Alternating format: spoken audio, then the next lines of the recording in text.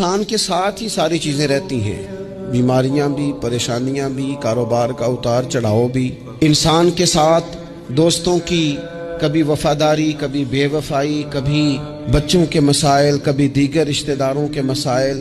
اسے حکم یہ دیا گیا ہے، اسے سمجھایا یہ گیا ہے کہ وہ کسی ایک چیز میں الجھ کر باقی چیزوں کو بھولنا نہ شروع کر دے، کسی ایک پریشانی، ایک آزمائش کی وجہ سے اپنی زندگی کے سارے معاملات کو داؤ پہ لگانا نہ شروع کر دے، بلکہ وہ اپنے دل کو، اپنے سینے کو، اپنی طبیعت کو کشادہ رکھے۔ کہ آپ صلی اللہ علیہ وسلم جب بھی پریشان ہوتے تو کہتے یا بلال اقیم الصلاۃ، اے بلال کھڑے ہو، اقامت کرو نماز کے لیے، ارحنا بہا، ہمیں اس سے راحت پہنچاؤ۔ اس سے پتہ چل رہا ہے کہ نماز ہمیں راحت پہنچانے کا ذریعہ ہے، بیسیکلی برڈن کو دور کرنے کے لیے نماز پڑھی جاتی ہے۔ ہمارے لیے نماز الٹا ہے۔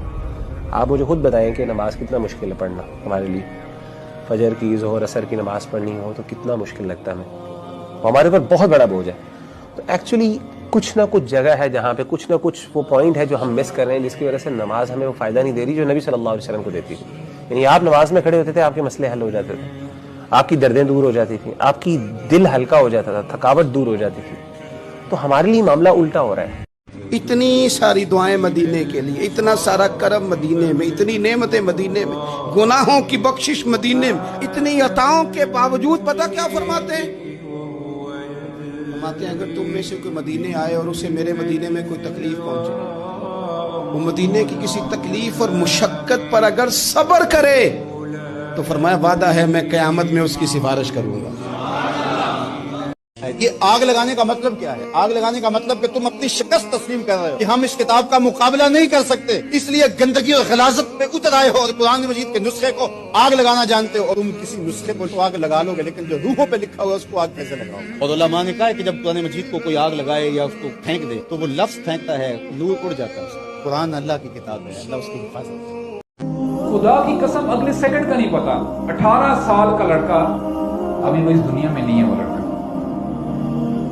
تو ہم بھی تو ہو سکتے ہیں۔ کیا گارنٹی ہے؟ کیا گارنٹی ہے؟ واللہ کوئی گارنٹی نہیں ہے، کوئی گارنٹی نہیں ہے۔ اگلا سانس باہر آئے ایک جھٹکے کی مار ہے ہم، واللہ ایک جھٹکے کی مار ہے۔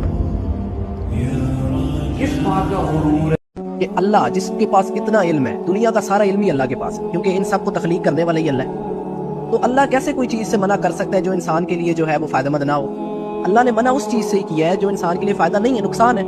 یہ بات ہمیں سمجھ ہی نہیں آتی۔ ایک طرف ہم یہ دعویٰ کر رہے ہیں کہ اللہ جو ہے وہ رب ہے، ساری چیزوں کو بنانے والا اللہ ہے، اللہ جیسی تخلیق کوئی نہیں کر سکتا، اللہ پرفیکٹ ہے، اللہ الصمد لم یلد ولم یولد۔ یہ دعویٰ ہم کرتے ہیں، مانتے ہیں، اور پھر جب اسی اللہ نے ایک چیز انسان کے لیے منع فرمائی ہے تو ظاہری بات ہے اس میں نقصان ہے۔ تو اس لیے اللہ نے فائدہ اور نقصان جو رکھا ہے اس میں ہمارا اپنا ہی فائدہ ہے، کسی دوسرے کا فائدہ نہیں ہے، انسانوں کا ہی فائدہ ہے۔